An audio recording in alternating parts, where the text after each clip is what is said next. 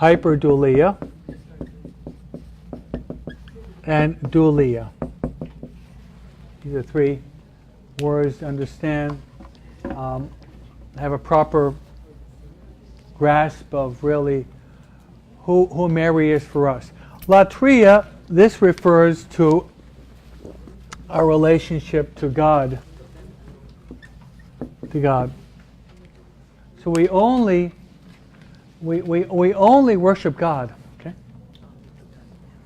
Okay, we only worship God. We worship the Father, the Son, the Holy Spirit. And that's it. Only God we worship. Now, with respect to dulia, with God is adoration.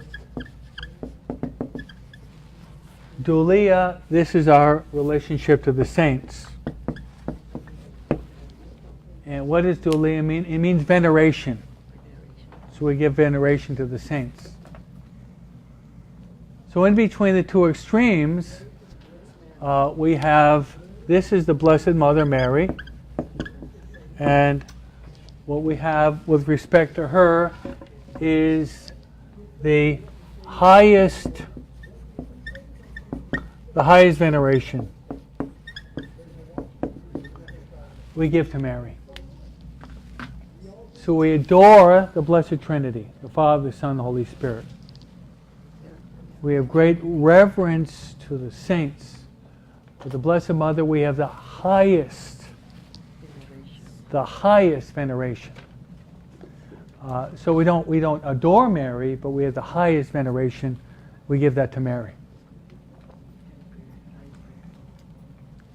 So if an angel were to appear to you, you would fall to your knees. If an angel would appear to the Blessed Mother, the angel would fall to his knees before Mary. Because Mary is even greater than the angels. That's what we call Mary. We call Mary the Queen of Saints, the Queen of Martyrs, Virgins, the Queen of Angels, the Queen of our hearts. She's the Queen. Okay, so that's a little bit of background in basic Mariology and Christology with respect to, because some people say that we as Catholics, we adore Mary. And theologically, we don't do that. We have the highest veneration for Mary, but we don't adore Mary. Now, if you read some poets, or read someone like St. Louis de Montfort, he'll say the adorable Mary. Okay? Now, if any of you have ever written poetry or you study poetry, we have a word in English that's called hyperbole. Okay? That's a big English scholarly word. And hyperbole means you accentuate something, exaggerate something to emphasize the point. So someone like St. Louis de Montfort will say adorable Mary, because he loves her so much, Mary so much, that there's no human words that can explain the human heart's love for Mary. So he gives the highest word that can possibly be used. But he's really not saying that we're adoring Mary, placing Mary on the same plane as we place God. Is that clear? So poets will sometimes utilize words that seem to be even a little bit off the mark theologically. Because the finite person, we're finite, which means we're limited, cannot express the infinite. And Mary being the Mother of God, you have Mary at a very, very high place. Okay, now, different consecration programs.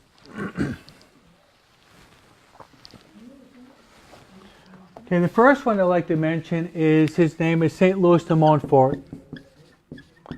Any of you heard of him? Yes. Okay, St. Louis de Montfort, who wrote True Devotion to Mary. So anyone who is interested in having a very well-rounded concept of consecration of Mary, you'd have to have St. Louis de Montfort. I made my first consecration to Mary in 1976. Okay, and it was in New Hampshire with my mother and a couple other women that my mom knew. And shortly after that, I wanted to become a priest. So partially, I'd have to say I attribute my vocation to the Blessed Mother and true devotion to Mary. Mary was behind the scene, and I'm an oblate of the Virgin Mary, no? So you should at least get to know who this person, St. Louis de Montfort, is, and what is his classical text called True Devotion to Mary. Okay, now, his consecration program lasts 33 days. Basically, it's a 33-day preparation to consecrate ourselves to Mary. Okay, we're going to be having a little bit less in our program. But try to see it this way. Starting tonight, all of you're entering into a Marian retreat. Okay? So see these days, you're entering into a Marian retreat. Okay, so try to see these days that you're doing this consecration as hopefully the most important days in your life. In other words, I invite you, could you take this seriously? Yes. Yeah. Don't be kind of flippant, nonchalant. Take it seriously. These could be, if you like, these could be the most important days in your life, in which you're going to be giving yourself to Mary. But you got to take the program we give. Take it seriously. Take it seriously. So you're entering into, very calmly, you're entering tonight into a Marian retreat. So you want to try to dispose these days up until February 11th. We're already the 23rd, so we're not too far away. You want to dispose these days in such a way you're entering into retreat. You might feel that you want to make a good confession, cleanse your soul. You might try to block out the unnecessary noise that maybe characterizes the human condition. Try to block out those noises that we don't have to have. You might even try to go to daily Mass in these days. Okay, if you pray one rosary, okay, maybe you'll pray 2 rosaries a day. Okay, you don't pray the chaplet, you pray the chaplet. Okay, and then we'll be talking about this. You want to make sure that you give a good block of time every day, to be able to talk to Mary from the depths of your heart. So see these days as, let's say it, the most important days in your life. Okay? Building up to a crescendo where you're going to be giving yourself totally to Jesus through Mary. Okay, you hear me? Yes. Take it seriously. I'm going to be praying for you. I'll be maybe praying more fervently than you. That these days are really going to be dynamite in your spiritual life. Okay? You're going to explode and blow away all the debris that's preventing you from giving yourself totally to God. Okay? Spiritual dynamite explode in your life. Okay? I like powerful images. We all need it, right? Yeah. Okay. With your permission, let me just explain, because I really understand my book that you're going to be using. A lot of it is based on St. Louis de Montfort. If not explicitly, at least implicitly. There's a lot of the ideas of St. Louis de Montfort present. Even the consecration prayer that I have at the end, I didn't write it. I mean, I could write one. I'm a writer, no. But I felt, hey, don't, as they say in poker, don't quit a winner. You've got the consecration prayer of St. Louis de Montfort at the end.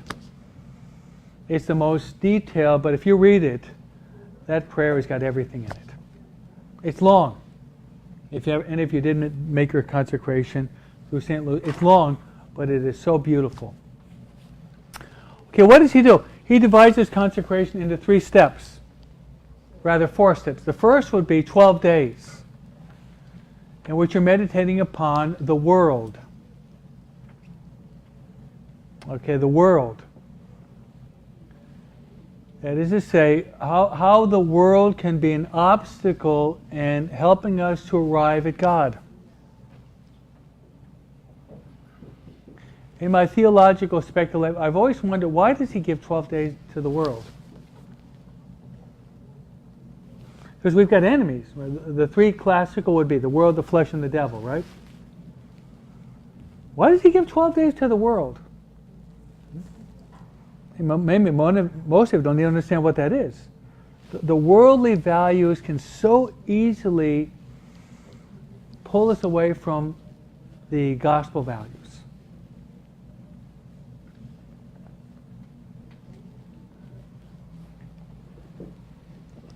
You want a couple images?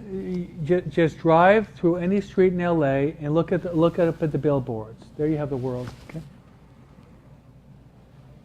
There you have, you're driving through the world, which have all these tintillating signs and neon signs that they're shining in your eyes, alluring you, trying to tantalize you, trying to seduce you into pulling you off the narrow track. Or I'm not going to tell you to do this, but watch a telenovela, okay? A soap opera. No? See how many things there are diametrically opposed to the gospel. You watch a telenovela of an hour, you're going to see every one of the 10 commandments broken. Right? They all. No, in an hour, you see every one of the 10 commandments broken. In one way or another. No. This is the best way, I think, for you to interpret the world. You're driving down the highway or down the street, and you see all these billboards and what they're presenting, eating and drinking, and this nightclub and this place and this psychic reader, which we're being pulled off the course, off the narrow path. That's why St. Louis de Mona, he's writing 300 years ago, no? But now it's even more insidious and more dangerous than, say, in 300 years ago. Then the second stage would be knowledge of self. St. Louis de Mona insists we have to get to know ourselves. Now, those who have done the spiritual exercise with me, and most of you have, we taught you how to do the daily examen, right? We led all of you, if you had courage enough to do it, to make a general confession, right? By the daily examen and the general confession, you came to a more keen awareness, a more penetrating, keen awareness of who you are.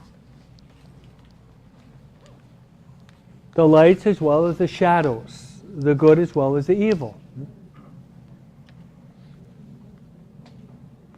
Okay, then after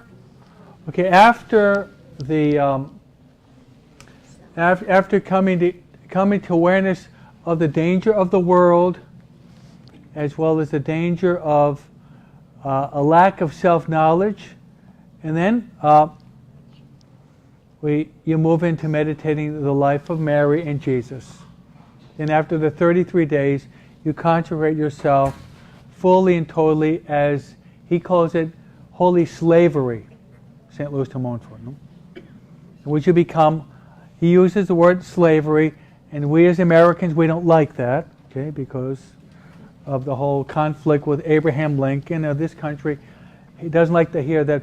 But for him, holy slavery means this: you're giving yourself totally to Jesus through Mary. And by doing that, I don't mind that slavery at all. I don't know about you. If I belong totally to Jesus and Mary, and you call me a slave, say it 1,000,000 times, and I go to bed with a lot of consolation. I want to belong totally to Jesus and Mary. I want every fiber of my being, every fiber of my essence to belong to Mary. And if you have that, you live with peace.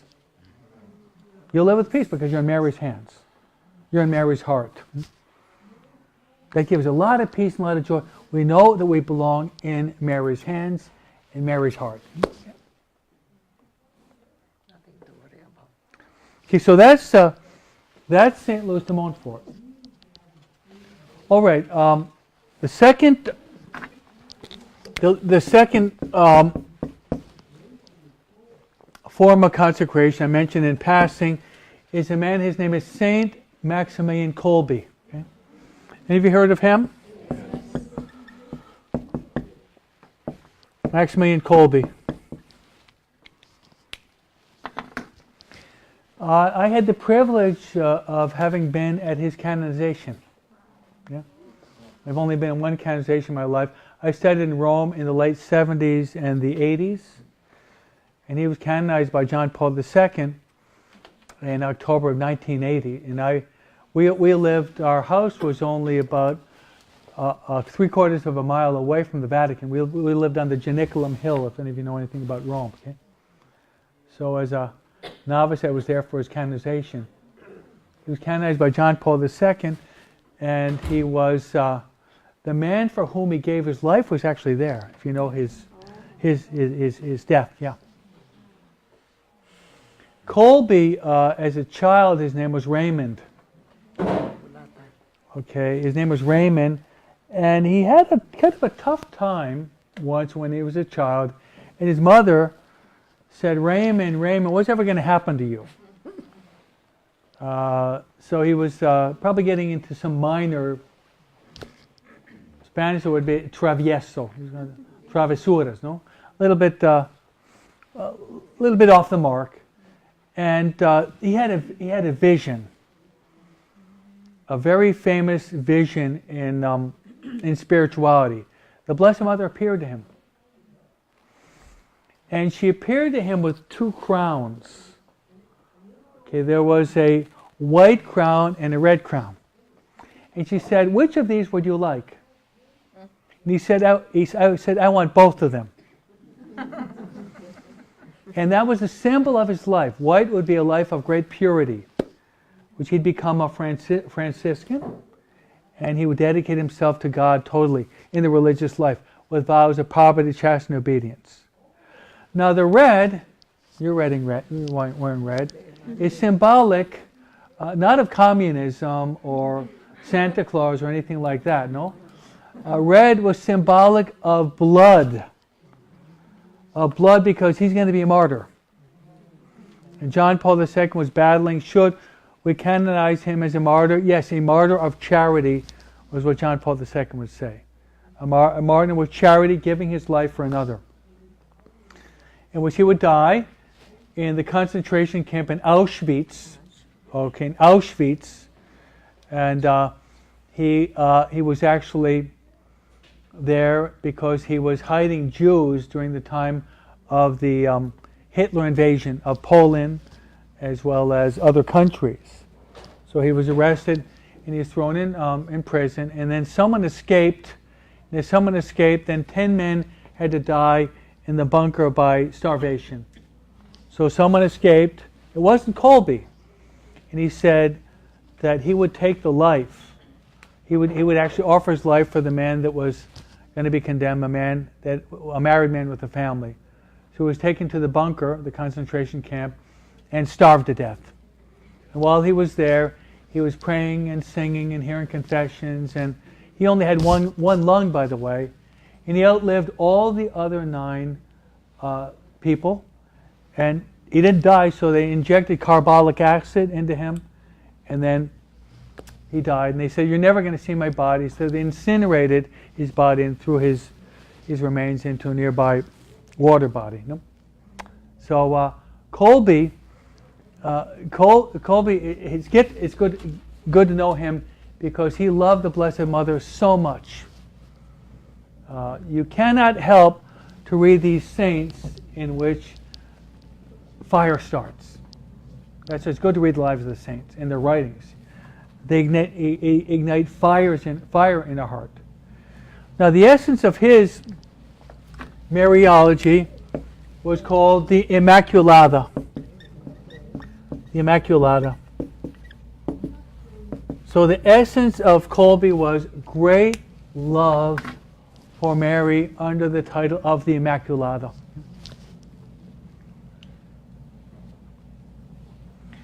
Now, one of the things that he fought against, and our charism as oblates, is to fight against modern heresies, was back in the early 20th century, was Masonry.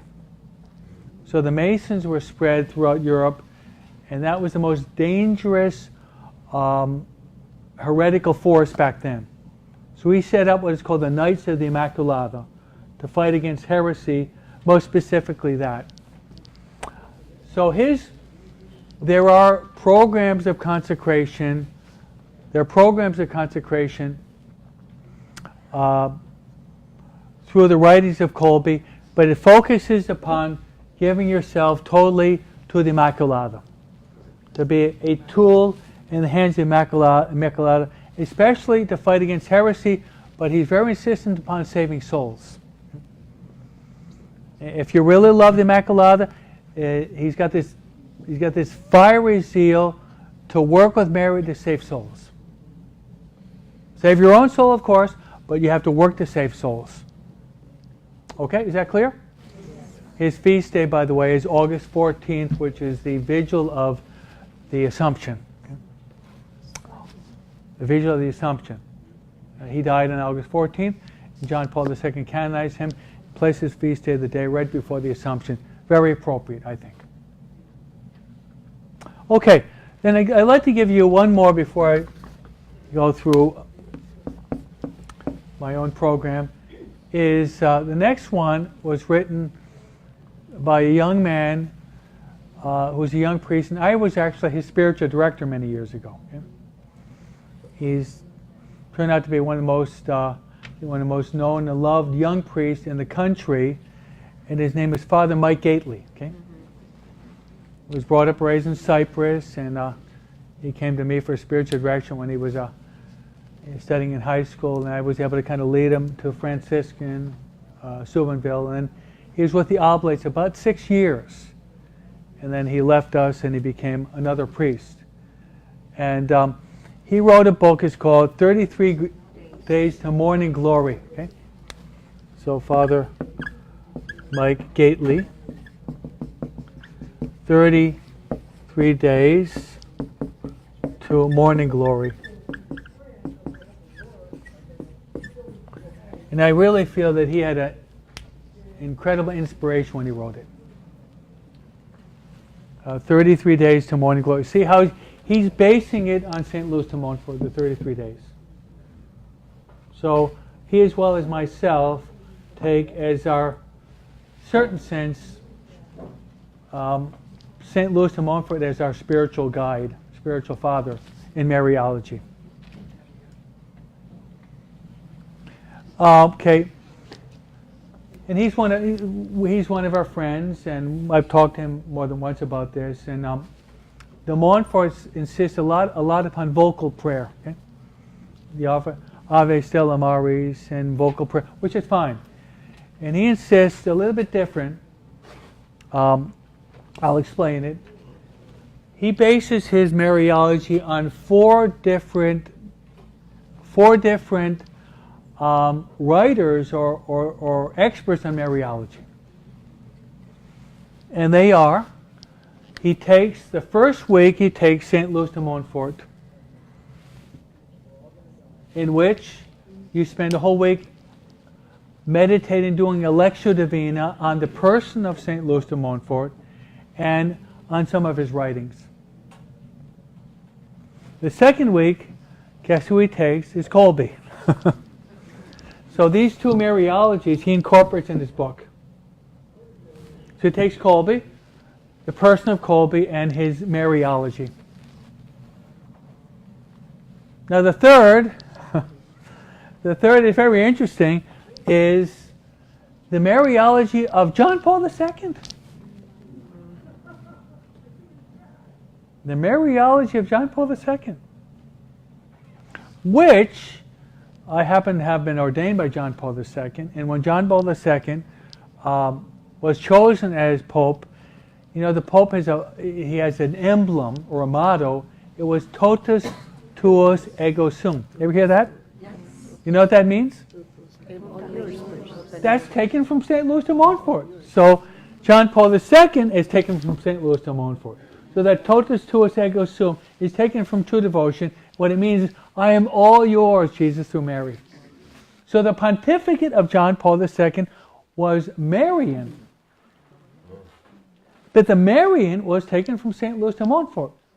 And if you've ever read the life of John Paul II, hopefully you will read The Witness of Hope of George Weigel, which was the best ever written. He says that John Paul II, when he was growing up, we worked in a salt mine before he left to the seminary. In his free time, he would spend time reading True Devotion, and that was his favorite book. His favorite book was True Devotion to Mary. So the whole Mariology that we're talking about has as the foundation St. Louis de Montfort. So, just a side note here. Have any of you ever read the life of St. Louis de Montfort? He was a tough guy. He was probably about 6'6", very lanky. He was as strong as an ox. And he was a missionary preacher. And he was a genius. He was probably never lost his innocence. Very holy, but he had a fiery temperament. Once he was preaching a mission, and right next to the church there was a bar. Okay, una cantina, bar. And there was these guys that were drinking, and they were using ribald language, and they were disturbing his talk. So he came out of the pulpit, went in the bar, and he knocked the lights out of 3 of the guys. And he went back, love one another as God has loved us.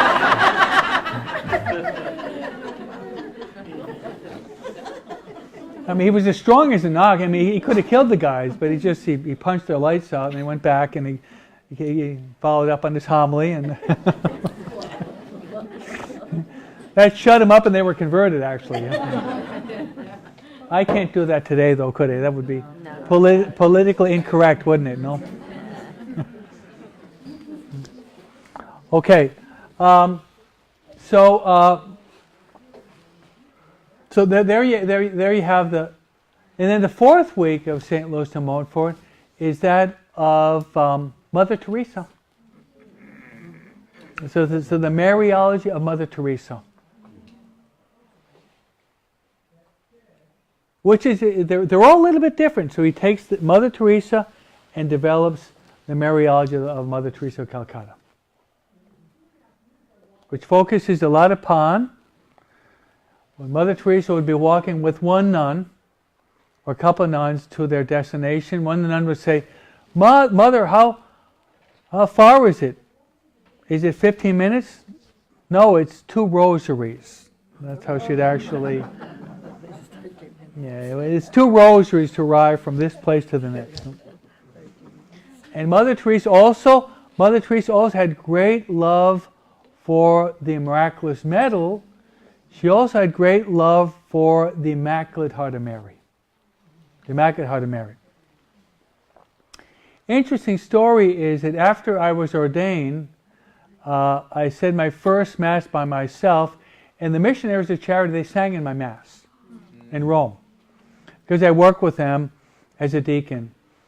And at the end of my Mass, the nuns came up and they were asking for my blessing, because that's the custom. They ask for the blessing, they kiss the hands. I've never really liked the kissing the hands, but the blessing. And then one of them said, why didn't you come to our house to celebrate your ordination? I said, fine, but there are 9 of us. I come from a big family. No? Come. So I brought my mom and my dad, my siblings, and I entered in the door there in the Via Casolina, and there was a big group of nuns. They had just made their vows the day before. And all of a sudden, a big circle opened up, and this little nun came out from their midst. She was probably about 4'10", kind of wrinkly face, and walking slowly. And she came up to me, and she knelt down. I tried to kneel down before her. She knelt down, and she kissed my hands. Then she turned to my mother and said, I want to thank you very much. You've given to the world the greatest gift. You've given to the world a priest. And then she gave all of us a miraculous medal. And 2 years ago, 2.5 years ago, my father died. Okay, when he was died and buried, guess what he had around his neck? He wore that miraculous medal for 30 years. And it was already tarnished. No? He felt very honored that he wore for 30 years the medal that Mother Teresa gave to him, which is a relic, right? Yeah. So Mother Teresa, love for the Immaculata, love for the Immaculate Heart of Mary, and love for the Rosary. So that's Father Mike Gately. Okay, now the book that you're going to be using is this one here, written by yours truly. Okay. Now, what was the what was the inspiration, and what is the thrust of this book? Okay, I've read most of the documents of John Paul II. I'm sure you have also, probably. Okay. Most of you have probably read the encyclicals, maybe not in Latin, but you probably read most of the encyclicals. Not all, but I'd say probably read a good 75% of the documents of John Paul II, his encyclicals. Read into Ominous Divus and Misericordia, a lot of them. No? But I found in all of his writings, one of my favorites was this one. You just Google that in. It's the Blessed Virgin Mary Rosarium, the Blessed Virgin Mary and the Rosary, which came out in the year 2002. So as supplementary material, I invite all of you, if you could, during this course, aside from your meditations, to read it. Okay? Not to supplant, but to supplement, if you know the difference. Okay? And having read this, it really left a deep impression upon me. And for several reasons. One is because John Paul II was insisting that we have to love Mary. We're living in difficult times, we have to love Mary. We're living in difficult times, we have to love Mary. Now, over the past couple of years, there has been a theological treatise, an idea that's been diffused pretty far and wide. It's called the Benedictine option. Do any of you know what that is? Can I tell you? Yes. Okay, the Benedictine option is, I'm going to try to connect this to Mariology in that reading in my book. Okay, most of you have heard of Saint Benedict, right? Yes. Okay, Saint Benedict of Nursia, the founder of the Benedictines, no? He lived in a very difficult time. Okay, 4th century. When he lived, he came from a wealthy family, and his parents sent him what they thought was the best university back 1,600 years ago, and it was in Rome. But he was so appalled at the immorality back then, not simply then, back then, that he could not put up with it. So what did he do? Benedict decided to flee from Rome, and he sought refuge in a place called Subiaco. Okay, Subiaco. And then from Subiaco, he's eventually going to establish himself in Monte Cassino. Maybe you've heard of that. Okay? So there in Subiaco and Monte Cassino, he decides he's just going to live a life totally separated from the world. And he's going to dedicate himself to basically these elements. Very deep prayer. Also penance. Also work. And also silence. For the purpose of saving his soul. So prayer and penance and work and silence. So you have the very famous Benedictine axiom or aphorism or maxim, and it's ora e labora. Okay? You've heard it. Ora e labora is the maxim, which means in Latin from pray and work. Okay? Okay, what's the connection now? To save himself and to save the world, had to flee the world and the worldly values and find refuge in God, in work, in penance, in prayer.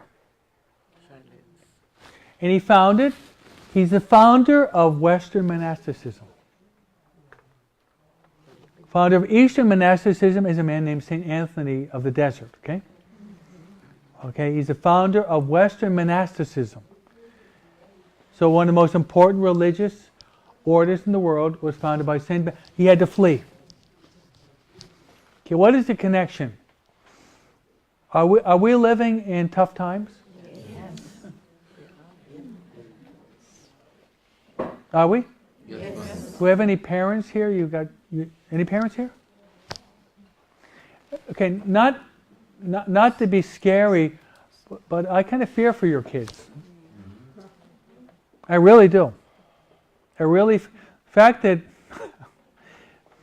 I'm at the other near the other side of the bridge. I'm getting close to my mid-60s, so I'm heading toward the twilight of my existence, as I would say. Okay, if I live to be 80. Okay.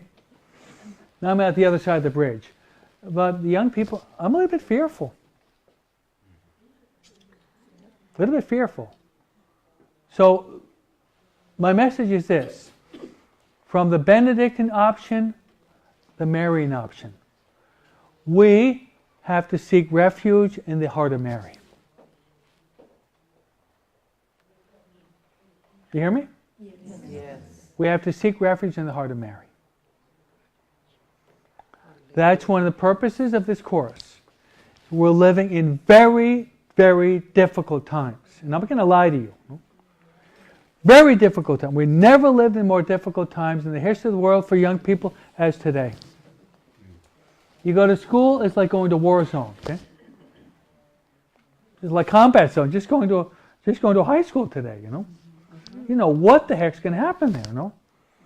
Is there going to bomb that's going to explode there? You got the transgender teacher that's going to force that down your throat. You walk down the aisle and you look at someone, you're racist because you looked at me. The cholo, you looked at his girlfriend, he's going to knife you when you walk out to school. I mean, it's like it's combat zone. So we have to find some type of refuge. And that refuge is the heart of Mary. Okay? If you like another image, most of you have probably read the book of Genesis. The book of Genesis. You have, in the book of Genesis, Noah. Remember Noah? Yes. Noah had to build an ark. He lived in very difficult times. Very difficult time. Everyone had forgotten about God. They're eating, drinking, cursing, committing all these sins. And God got so angry, I'm going to destroy the world. But there's one family, okay, Noah, his wife, and his kids, at least they'll be saved. So the whole human race will not be annihilated. Who are those who are saved? Those inside the ark or outside the ark? Inside the ark. Okay, also the ark is a symbol of the heart of Mary.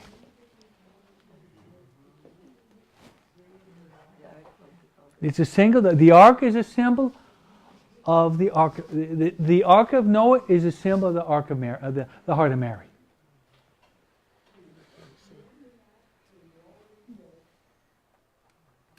So, upon reading the document of John Paul II,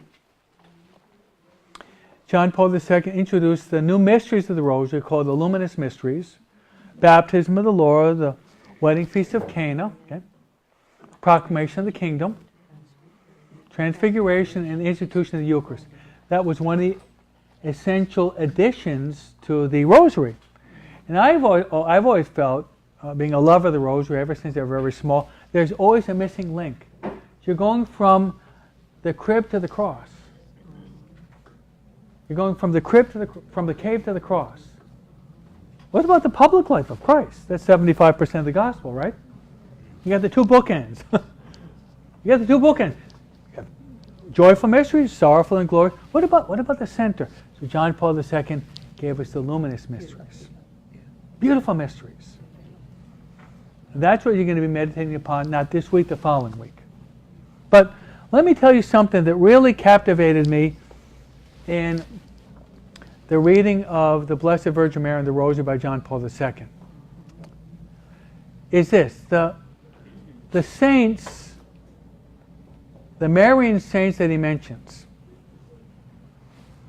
Have any of you read this document? None of you even heard of it, huh? Okay, well now you have,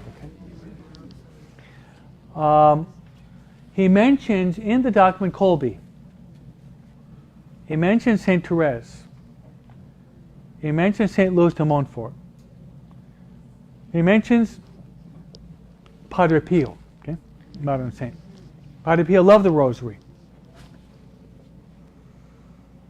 But also he mentions a very important historical figure that I think none of you have ever heard of before. But this is the one he mentions most.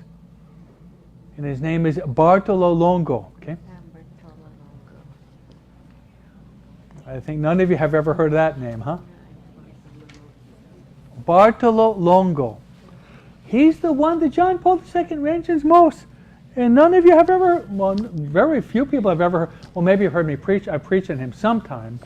Fascinating figure. And I think to understand my book as well as that, you have to understand a little bit, who is this Bartolo Longo? I mean, in Italian, Bart the big guy. Right? Bartolo Grandote, as they say in Spanish, no? He was an Italian born in Naples, of a Catholic family, and then he went, very much like the United States, he went off to the university. What happens with most people go off to the university? Most. They lose their faith. Maybe you saw the God is Not Dead 1, God is Not Dead 2, God is Not Dead 3. They were only good films, right? From Christians, but very applicable to what's going on. So he goes off to the University of Naples. Naples is where Thomas Aquinas comes from, St. Alphonsus, some of the greatest saints, were brought up and raised in Naples. And he's studying there, and he's studying law, and when he's there, he loses his faith. Even though he had a good Catholic foundation, he lost his faith. And what happened was, when he was there, he drifted from his faith to Satanism. Yep. You know, Satanism is really growing in our country. Do you know that? And they're already opening up satanic groups in elementary schools in San Bernardino. Okay. Yep. Already, yeah. It'll arrive here too. You can't talk about God, but you can honor Satan. They're setting up statues throughout certain states in this country.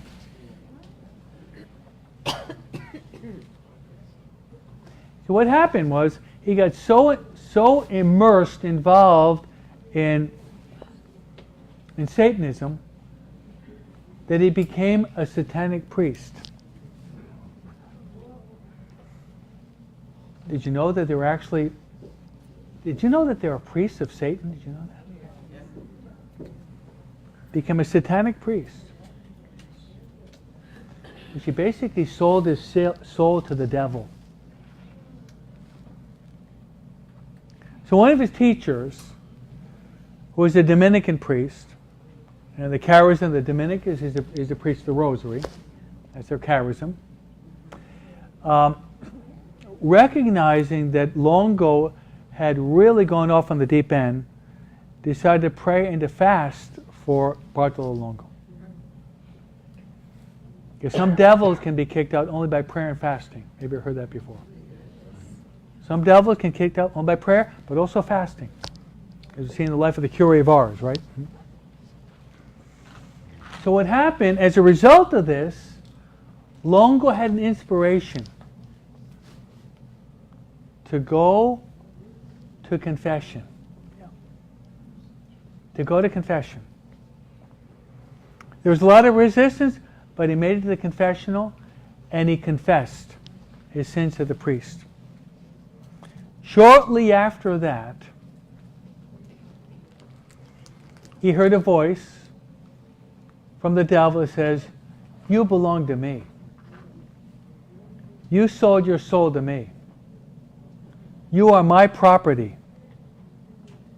You can no longer return to God. You belong to me." Then he heard another voice that said, "You want to be saved?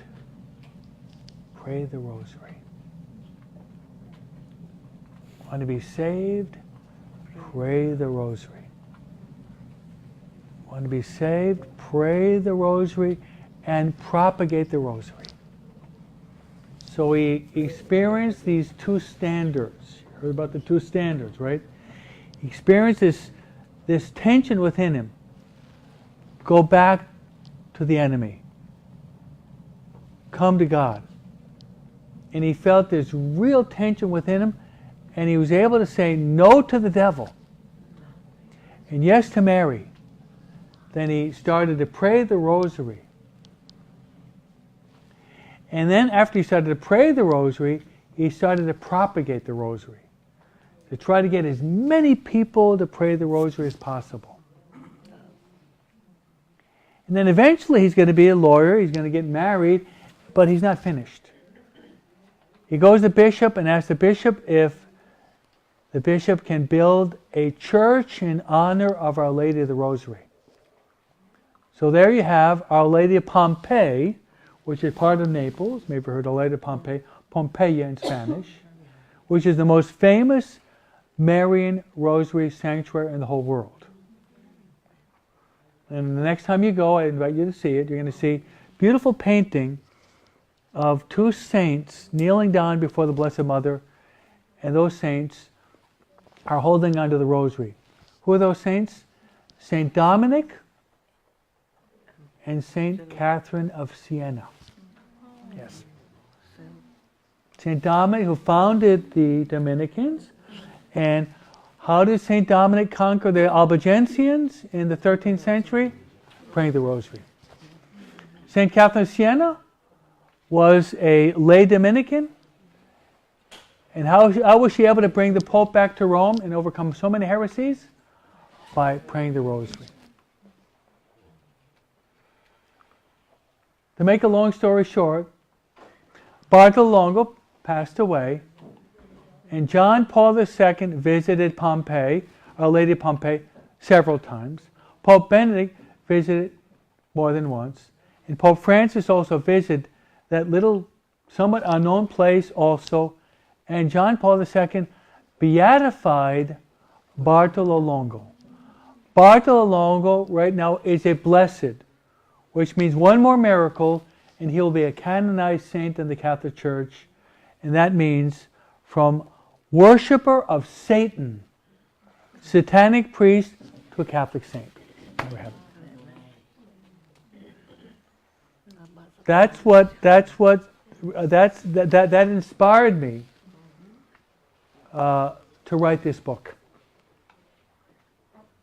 Because related to the spiritual exercises, we are in spiritual battle.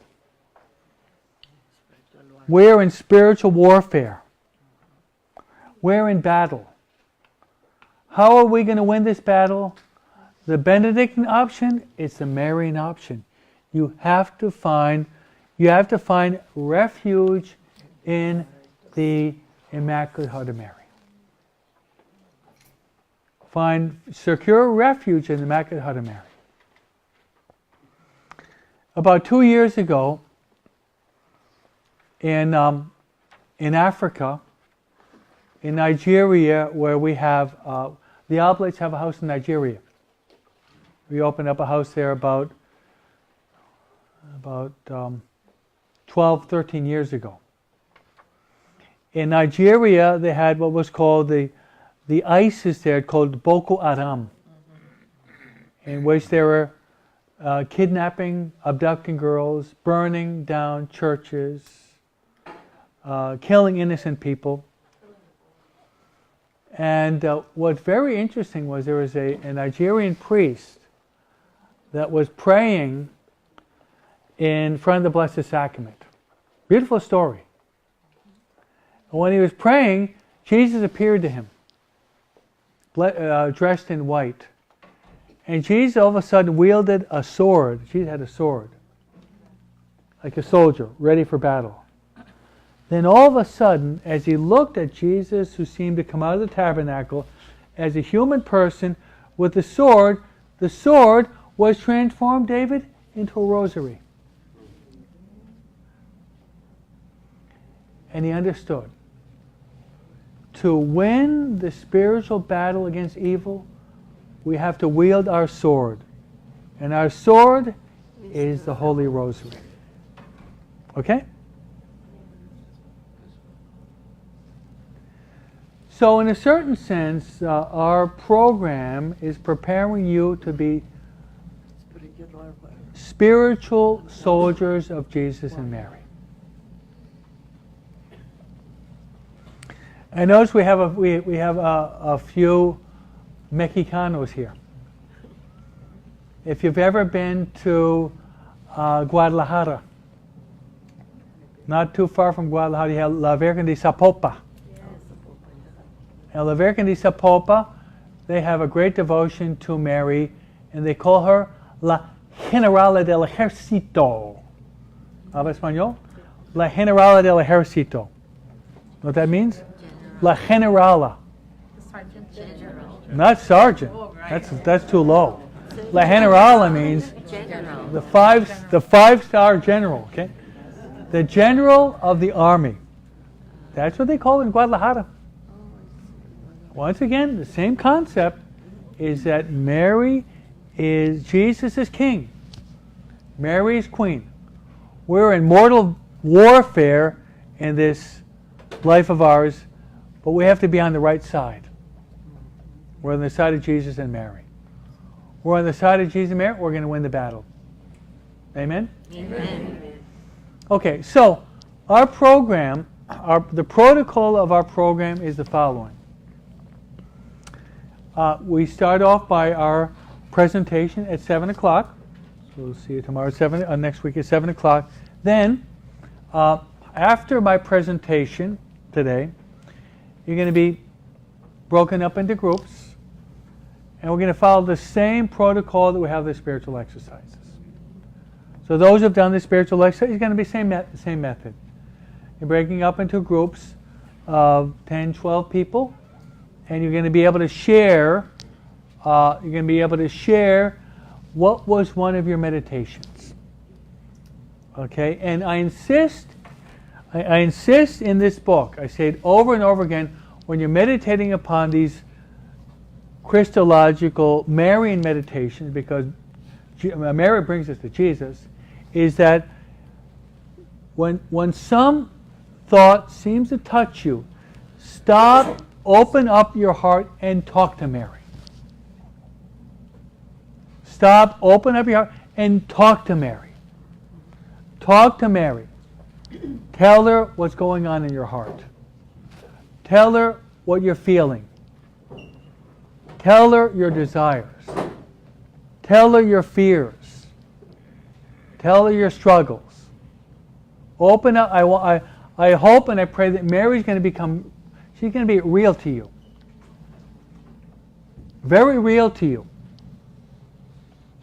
If you like, St. Augustine says this. We've got some mothers here.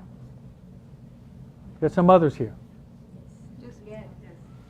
Augustine says, place all the love of all the mothers of all times, of all culture, all that love, put all that love together. The love that Mary has for you is much greater than that.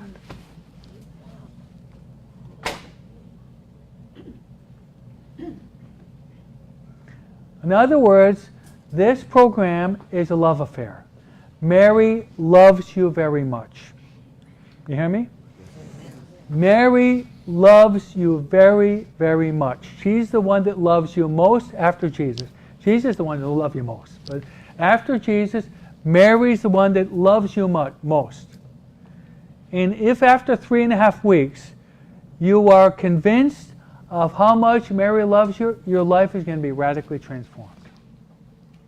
You're going to be living in the midst of warfare with a lot of peace because you know there's someone up in heaven who's really here on earth that loves you so much that she stood underneath the cross with her son, offering her son to God the Father for your salvation. Amen? Amen. So the heart of the program is this, and then Mary's going to take the ball and run with it, is all of you are going to have to spend every day some time alone with the Blessed Virgin Mary. And each meditation is going to be taken from the Mysteries of the Rosary. Some of you might say, well, Father, you know, the Mysteries of the Rosary, there's only 5, but there's 7 days in the week. I know I'm not very good at math, but I understand that. So what are you going to do the other 2 days? You're going to do a repetition. You're going to do a repetition of 2 of the meditations that you like to. Now Ignatius, as well as St. Francis of Sales, says repetition is important. Tomorrow is the feast day of St. Francis of Sales. Okay? You know what he says? He gives a beautiful image. Now those you city dwellers, you don't see this too often because we live in this cement jungle, as they say. Have you ever watched a bee? Ever watched a bee? Yeah. Watched a bee entering into a flower? Maybe you saw on National Geographic. I mean, I was brought up and raised outside the city. I brought up and raised. You see this bumblebee or this yellow jacket that goes into the flower, and he's taking out the nectar, the honey. But does he come back again? Yes, he does. Yes, he'll go and he'll come back. Why does he come back a second time? Because there's still a lot of nectar and honey in it, right? Francis of Sales uses that to your meditation. You've derived a lot of fruit and a lot of honey, but there's still more to get. So you go back the second time, and you're going to have certain insights you didn't have the first time. It's like you can read the Psalm of the Good Shepherd, right? And you've read that already 100 times. You read it another time. I never had that insight before. But the Holy Spirit is shining a certain light in your life, in your heart, that has never been touched before. So the Blessed Virgin Mary is waiting for you every day to have this personal encounter with her. So we are entering into retreat this very night, and I pray and hope that this is going to be the best retreat in your life. Amen. So I'll pray to you tonight that this is going to be the best experience in your whole life. And let's close by saying a Hail Mary, and then Mary will orient you as we conclude today. Hail Mary, full of grace, the Lord is with thee. Blessed art thou among women, and blessed the fruit of thy womb, Jesus. Holy Mary, Mother of God, pray for us sinners, now and at the hour of our death. Glory be to the Father, the Son, and the Holy Spirit. Our Lady of the Rosary, pray for us.